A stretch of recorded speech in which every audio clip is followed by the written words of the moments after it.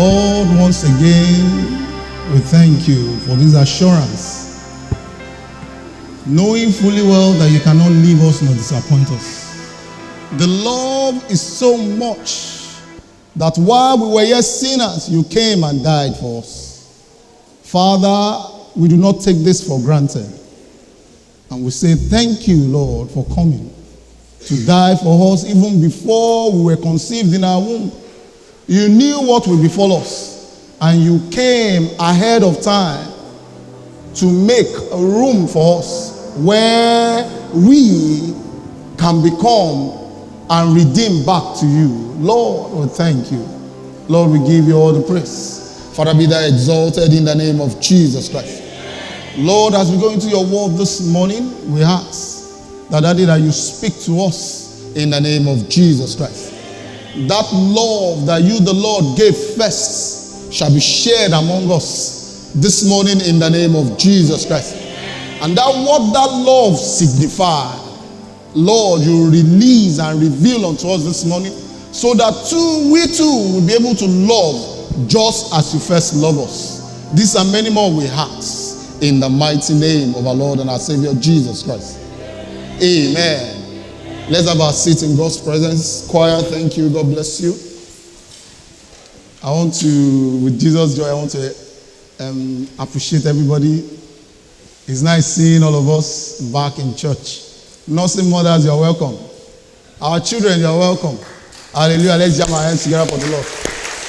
You know, for us not to be standing in minute silence for anybody, we really need to appreciate God for that. Money failed. Hallelujah. I learned of a man that went and deposited about 500 million naira when he was about to be admitted into the hospital, but the money failed. He died. But God, in his infinite mercy, saved you and I. The Lord be praised. Hallelujah. It's of the Lord's doing, and it is marvelous in our sight. Quickly, I want you to turn with me to the book of Hebrews. God help me, I want to be fast because we need to do some serious discussion towards the end of the sermon. Hallelujah. Book of Hebrews chapter 13. You know, choir, we are in sync this morning. Let me tell us the title. The title of the word of God this morning that we're considering is Let Brotherly Love Continue. Let Brotherly Love Continue. Let's look at the book of Hebrews. Hebrews 13. I'm reading verse 1 to 3. The Bible says, Let brotherly love continue. Be not forgetful to entertain strangers, for thereby some have entertained angels unawares. Remember them that are in bonds, as bound with them, and them which suffer adversity, as being yourself also in the body. Hallelujah. Quickly flip back to 1 Corinthians chapter 13. 1 Corinthians chapter 13. Media, please, if you can help us slide the New Revised Standard Version for the sake of the children. Please, I will really appreciate that. 1 Corinthians chapter 13. I'm reading verse 1 to 8. If I speak in the tongue of the mortals and of angels, but do not have love, I am a noisy gong or a clanging cymbal. And if I have prophetic powers and understand all mysteries and all knowledge, and if I have all faith, so as to remove mountains, but do not have love, I am nothing. If I give away all my possessions, and if I hand over my body so that I may boast, but do not have love, I gain nothing.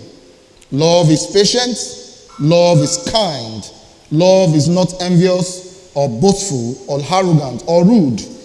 It does not insist in its own way. It is not irritable or resentful. It does not rejoice in wrongdoing, but love never fails. But rejoice in truth. It bears all things, believes all things, hope all things, endures all things. Love never ends. But as for prophecy, they will come to an end. As for tongues, they will cease. As for knowledge, it will come to an end. May the Lord bless the reading of the word, his word for the salvation of our soul in the name of Jesus Christ. The title of our sermon this morning again is Let Brotherly Love Continue. What is love? I didn't want to go through the route of dictionary, but I tried to put it together the way I understand it biblically. And I say love is the true measure of all that we do. Love is the true measure of all that we do. When Jesus was asked, what is the greatest commandment? The greatest commandment was what? Love God and love man. Hallelujah. So love is the true measure of what we do. Nothing we say or have or do has any value beyond love for one another. So there's no amount of word that we say if we do not love one another. We are not in line and in sync with what Jesus came to do on earth. Hallelujah. In 1 Thessalonians chapter 4, if you read from verse 9, the Bible says, but as touching brotherly love, hallelujah, but as touching brotherly love, ye need not that I write unto you, for ye yourself are taught of God to love one another. Hallelujah. He said, and indeed, ye do it towards all the brethren, which are all in Macedonia. But we beseech you, brethren, that ye increase more and more in love. So God is saying the whole essence of life is that we increase more and more in love. If you love me, if I love you, you will do all your best to make sure that I'm saved. If you love me and I love you, you do all that is in your power to make sure that I didn't go astray. So when you love, it shows that you are a brother to that person. Brotherly love. So who is your brother? Hallelujah. A brother is a hallowed name. Hallelujah.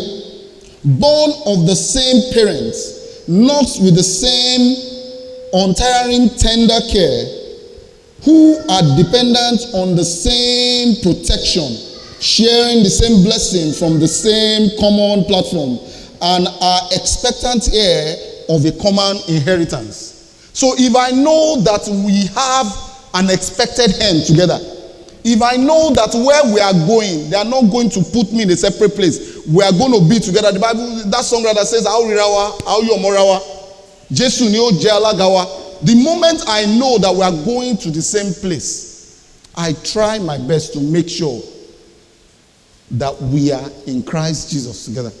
And we are doing all that is needful so that all of us can make heaven. I will not be after my own. You will not be after your own. Because we have the same inheritance of the same father. Your father is not my father. We carry the same blood through Christ Jesus. Hallelujah. Hallelujah. Hallelujah. So what is brotherly love? It is a feeling of mutual regard subsisting among members of the same faith, which is felt to be due from brother to brother, as brothers and sisters in Christ Jesus. Hallelujah. So we are of the same faith. We need to see ourselves as brothers and sisters. And what you see that I'm doing that will not make me make heaven, as my brother, it is your duty to call my attention to it. Not to just look at me and let me go astray. So what God is demanding from you and I this morning is to exhibit the love that Christ brought to this world. And the whole essence of the creation of man. The whole essence of why Jesus came to this world to come and die for you and I. Not to separate us, but to unite us together because we have a common Father. Hallelujah. The biblical love we are talking about is founded in God's great love for every born-again Christian. And to be a born-again Christian means that he has performed a supernatural work of grace in your life and my life. The Bible says in John chapter 1, if you read from verse 12, the Bible says, but as many as received him, he said to them, he gave power to become sons of God. Hallelujah.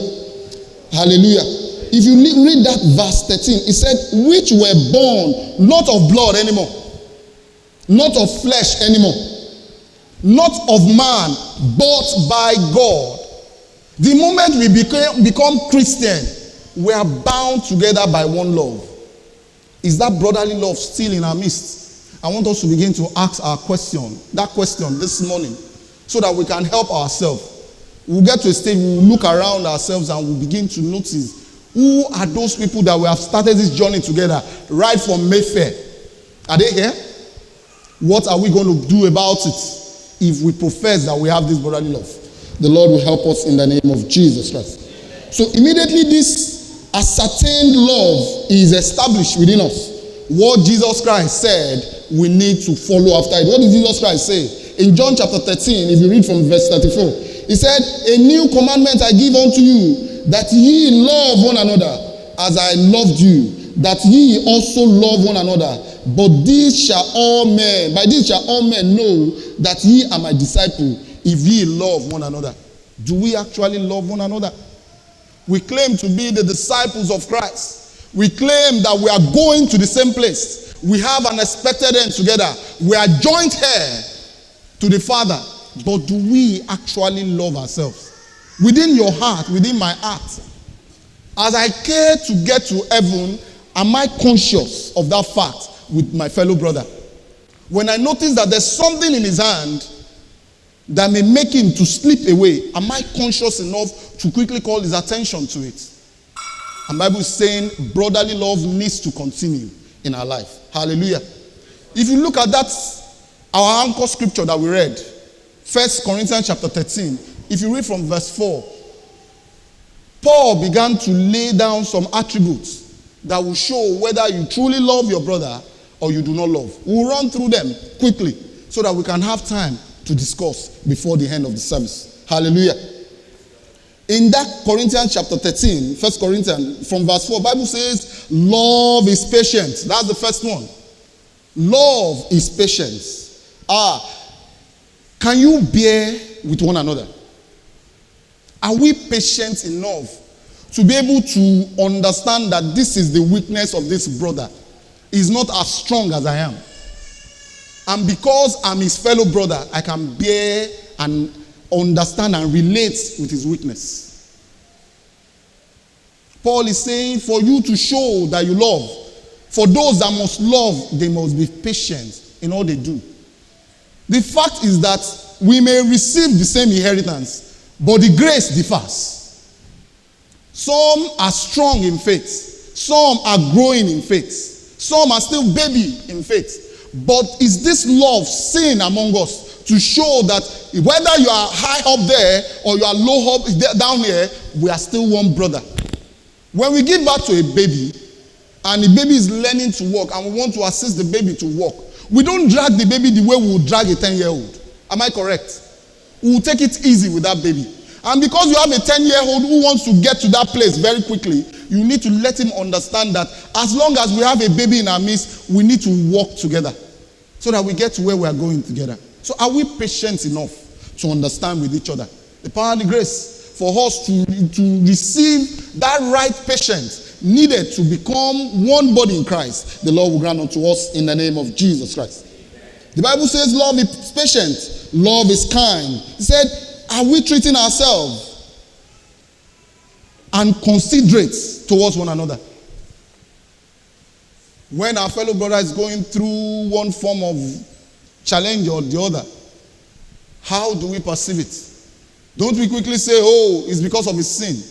Oh, it's because whenever we say he should come to church, he's not there and this, that, and we begin to lay reasons why those things should happen to him, rather than for us to see that this is my brethren.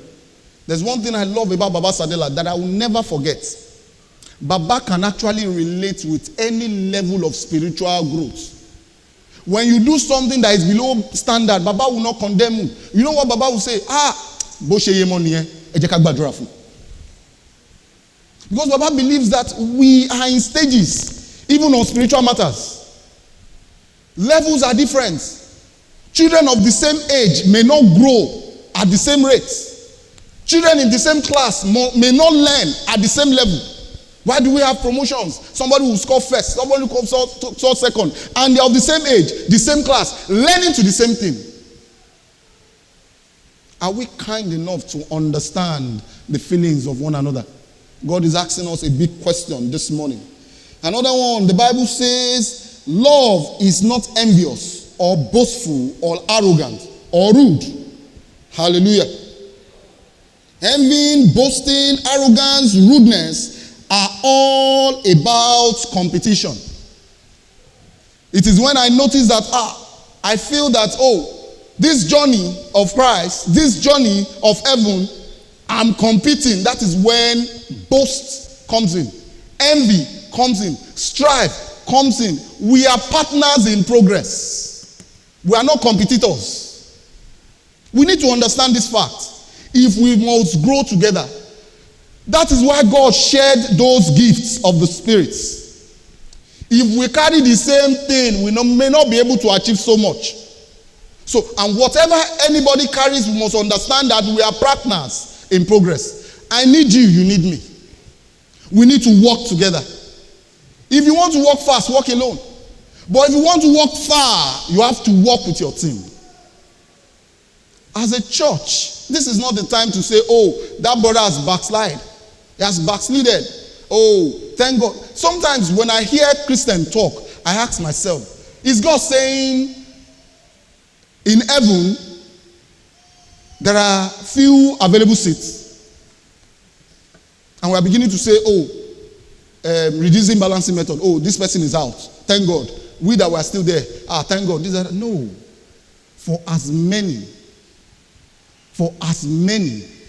who is willing to receive Jesus Christ as the Lord and personal Savior, there is room for everybody in heaven.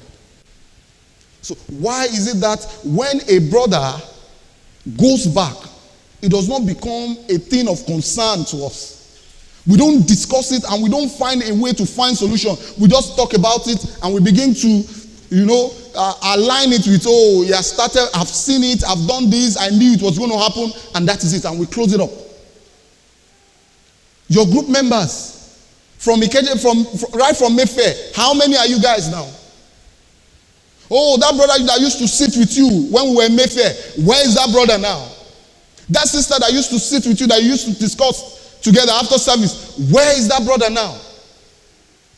Maybe God is speaking to us. Pastor said something that recently that I'm telling you is directly from the throne of grace. He said we have a second chance to get it right. See, this is our year of perfection. 7. Ikeja Parish has come to stay. But what you are building, what I am building, is what God is going to check. Nothing is going to stop the plan of God concerning this church. But your role, my role in this ministry, God is going to test with fire. I need us to understand this. So it's time to brace up and not just sit down and say it's for pastoral alone. They don't look for people. How about that person that lives 3 streets from you? How that person that you can just call and just walk up to him and encourage him to come back to church? Look at us. Look at empty seats. Usually when we have our children in our midst, we set more chairs. Now with this social distance, we couldn't even fill all the chairs. The Lord will help us in the name of Jesus Christ. Love does not insist on his own way. Hallelujah. But as we grow together, we all must learn to see ourselves as supporting actors in God's play. It is not about us. It is all about God and nothing else. There's a saying that goes, hallelujah, that whatever it is that we need to do, without your brother, without your friend, without those people that God has put together with you, you're just taking a stroll. In this work of ministry, God will not permit you to enter heaven all alone. Because the only assignment he left for us is there, and we all need to do it. He said, you shall receive power after the Holy Ghost has come upon you, and you shall become a witness unto me. So it is not enough for us to say, thank God I'm saved. Thank God I'm heaven bound, and that's it. No, God will ask you, somebody sought for your soul. Who did you bring with you? So it's time for us to realize that we're not just Sunday worshiper. Before you come to church on Sunday, you should be able to pull call to one or two people. Am I going to see you in church? Are you going to be around? Can I come over? Can we just talk? Can we just do things together so that you are assured of this person's life? God is saying that if brotherly love must continue in our midst, all these things we need to begin to consider it. The Lord will help us in the name of Jesus Christ. If you look at that verse 5, the Bible says, love is not easily provoked. A lot of us, we are too touchy. Before they say it, I belong Bowie. It's because of me that pastor designed that sermon. We are provoked easily. Jesus had so many reasons to be provoked. They will bring matters that will get him angry, and he will, through the wisdom of God, speak to them, and they will be humbled. I'm not going to their church anymore. It becomes their church now. Why? Because they have said something that has hit you below the belt.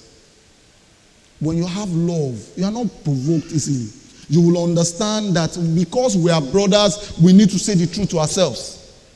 Yoruba will say, if two brothers entered into the house to speak seriously to themselves, if they smile coming out, they have lied to themselves. But when they frown, know that some truths are just been said.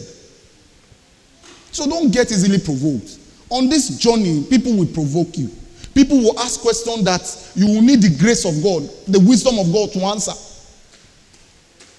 The power and the grace for us to understand all these attributes of love, the Lord will grant unto us in the name of Jesus Christ. In verse 6, the Bible says, love rejoice not in wrongdoing, but rejoice in the truth. A lot of us will feel that, Ikeja Parish is a platform where I can do as I like. I don't owe anybody any duty. I can go to church the way I want. I don't care. You don't rejoice in wrongdoing. Even if they are looking at you, the Yoruba will say,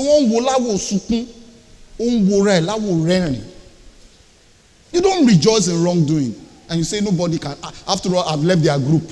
After all, I'm not a worker. After all, none of their rules matters anymore. I can just walk into the church. I can do whatever I like and go out. Nobody can say anything to me anymore. I'm just a church goer. No. Because of that love, we will look into your face and tell you it is wrong, my brother.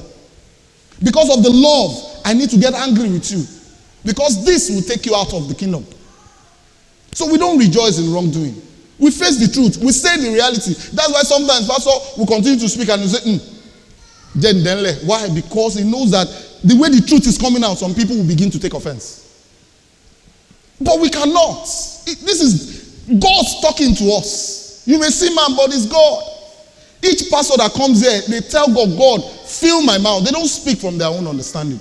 They pray, they fast before they come here. And so when the word is coming out, know that it's from the throne of grace. And if we truly say we love each other, we must be able to tell ourselves the ugly truth.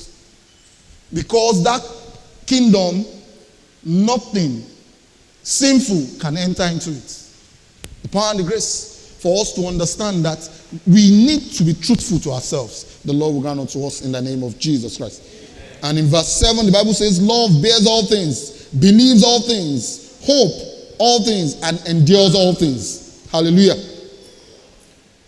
Those who love must bear all things. Believe them, at least, for the benefit of the doubt.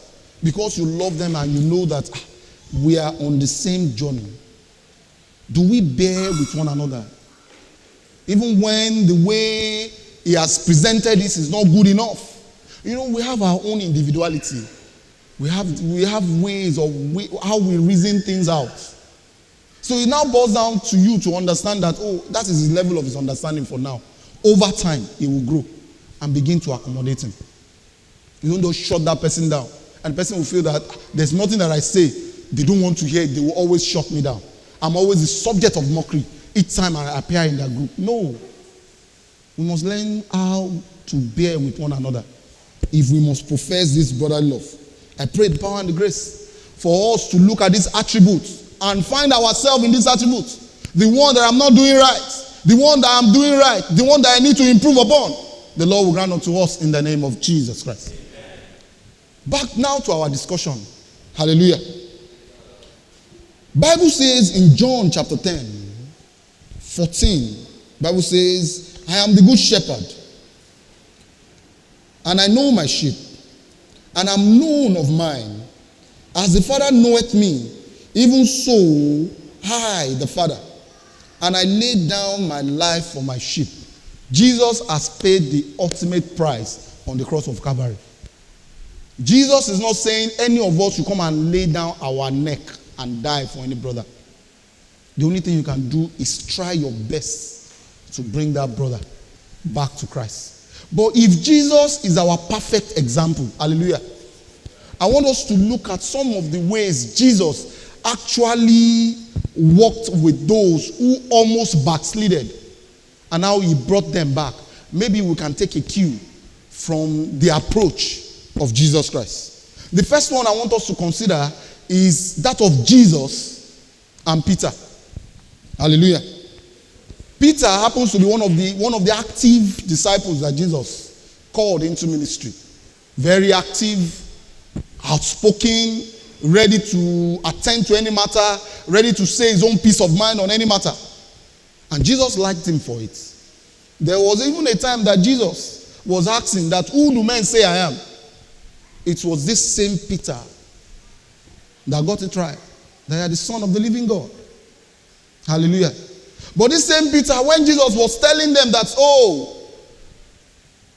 the Son of Man must go through this, through that, he was the one that was not sensitive to what the Spirit is saying, and he interjected. And God had to tell him that, get thee behind me, Satan, because the devil was using his mouth, Peter's mouth, to speak contrary to the plan and the move of the Holy Spirit at that particular time. So we all know the kind of person that Peter was. Hallelujah. And one day Jesus called Peter. He said, see, I see something. The same way pastors, men of God, our leaders, those who are prayerful people, sees, be careful. What I see ahead of you, you need to be prayerful. Jesus told Peter, he said, the devil will want to swift you away like chaff, but I've prayed for you. Hallelujah. But most of us, that is where we stop. The moment that person backslide at the end of the day, because it happens to Peter. Peter denied Christ and he lost all hope. And at the end of the day, he said he's going out fishing. And come and see the command Peter had on all other disciples. They all said, we are going with you. A lot of us as leaders, what we do is, I've warned him. He won't listen. Now, he has backslided. Now, he's no longer in the church, and we stop at that because we have warned him. Jesus warned Peter. But when Peter eventually went out fishing, it was the same Jesus that went after Jesus, after Peter. How many people are we going after? It was the same Jesus that went. Peter, do you love me? How many people in that your group, how many people are you still running after? Jesus did not leave it at phone level. He went to meet him face to face. That brother 3 streets from you. Why don't you just go around and just say hi to him? He may just need one person to show him that all is well. We are missing you in church. Not that we've forgotten you. No, that's sin. Nobody is talking about it in church. You can actually come back to church. So how are we faring if we claim that we have brotherly love, even to those who have backslided? Jesus went after Peter. And when he was able to get Peter, he was able to get all the disciples. Are we saying that all the disciples that Jesus had, they were all righteous, perfect? Oh boy, go and check it again. Thomas will never believe anything Jesus says. How about the 2 brothers who were schemers, John and James, that wanted to sit on the right and the left? They all have their character, but Jesus was able. And at the end, he said, all that you gave me, I kept. So there's a need for us to reappraise our understanding about this brotherly love and do something about it. The power and the grace for us to stand up and do what Jesus will do, the Lord will grant unto us in the name of Jesus Christ. I want us to also look at another scenario of Jesus. Hallelujah. In Matthew chapter 8, Jesus had just gone for a serious revival, maybe a personal evangelism, I don't know, maybe for 1 day or 2 days with his disciples. And when they were coming back, and they wanted to call it a day so that everybody can go to their various homes, Jesus said, let's branch at Peter's house. And when they branched at Peter's house, Jesus saw Peter and his wife speaking into their heads. Peter, kilo shele, kile nso. That made him frown.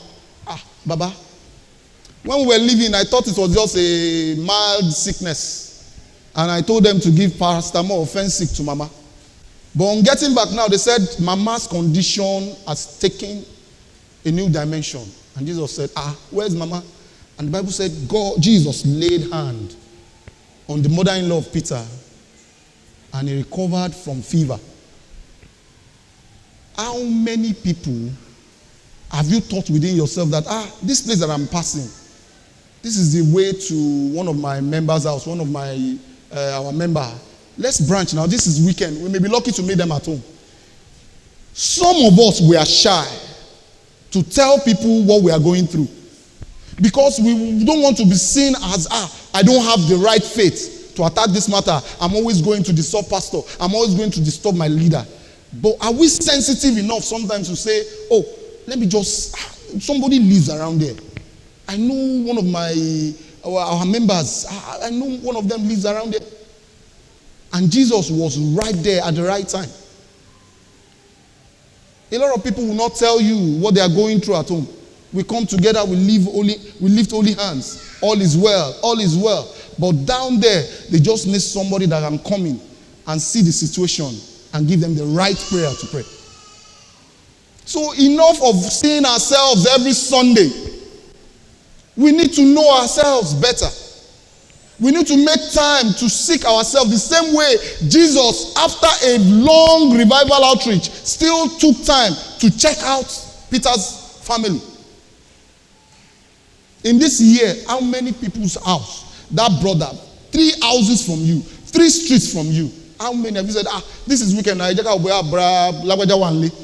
just say hello to them. Jesus is our perfect example. So if Jesus can leave ministry for a while to attend to his brethren, how much we? The Lord will help us in the name of Jesus Christ. I want us to also read something that Jesus said on a story that he told his disciples. In Matthew chapter 25, if you read from 34, Jesus said, "Then shall the king say unto them on his right hand, Come ye, blessed of my Father, inherit the kingdom prepared for you from the foundation of the world. For I was an hungered, and ye gave me meat. I was thirsty, and ye gave me drink. I was a stranger, and ye took me in. Naked, and ye clothed me. I was sick, and ye visited me. I was in prison, and ye came unto me. Then shall the righteous answer him, saying, Lord, when saw we hungered, and fed thee, or thirsty, and gave thee drink? When saw we thee a stranger, and took thee in, or naked, and clothed thee? Or when saw we thee sick, or in prison, and came unto thee? And the king shall answer and say unto them, Verily I say unto you, inasmuch as ye have done it unto one of the least of these my brethren," hallelujah, "ye have done it unto me." Some people are sick spiritually. Some people are in the prison of life. They don't know how to explain it. Yoruba will call something isonueku. They have erred, fallen into error, but they don't know who to share it with because the church, so that the church will not mock them. But Jesus is saying, you have to go and seek out those who are kobono kotutu. Hallelujah. You have to seek out those who are going through one form of challenges or the other. Maybe you are the help that they need. By the special grace of God, we have evangelism department here. Rarotim, can you stand up? If God is laying it in your hand for you to visit somebody, meet this man. He will give you the phone number of that person and the address. It's time for us to follow up on ourselves. Let's just not just sit that bam bam moyo mo being. It's time for us to follow up on ourselves. It is important, and the Lord will help us in the name of Jesus Christ. Before I round up, Moses wanted to help, but because he did not seek God to help, he fell into error and they almost killed him and he ran away. And for 40 years, he was in a strange land, in the land of Midian, praying that God, deliver your people from the land of slavery. But me, I can't go there again because they are seeking my life. But Jesus, our God, came to him through the burning bush and explained to him, you have been praying, your prayer have been answered. But the truth is, you are the help that I'm sending to 6 people. We all know the story. He argued with God. No, I can't. I'm a stammerer. I'm this, I'm that. But God told him that you are the help that I'm sending to them. Maybe this morning God is telling you that brother that is dropping in your mind now, it is not pastor, it is you that I'm sending. He's your friend. When you go there, you can relate with him. He's your friend. When you talk to him, he can actually open up. Things that he will not tell pastor, he can open up to you. He can open up to you because you are friends. Moses, God used Moses. God can use you and I. And it's time for us to rise up for the salvation of others. Let's rise to our feet. I want to close with a word of one great man of God. His name is Haddon Robinson. He said, love is that thing which, if a church has it doesn't really need much else. And if it doesn't have it, whatever else it has does, hallelujah, really matter very much. So if he doesn't have that love, whatever he has does not really have matter anymore, any much. So there's a need for us to make that love to be seen. Let that love be visible. Let's go out. Let's go in search of one another. Thank God the lockdown is over.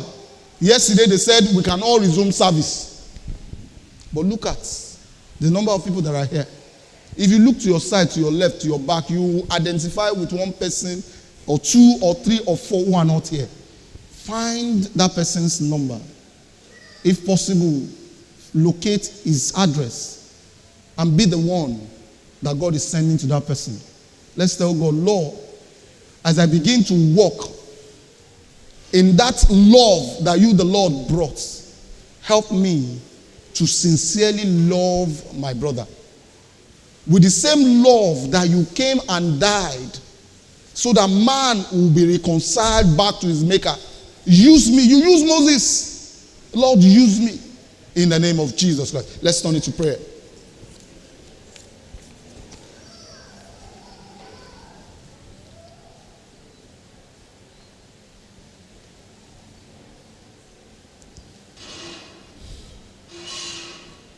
In the mighty name of our Lord and our Savior, Jesus Christ. Father, we thank you. Lord, we give you all the praise.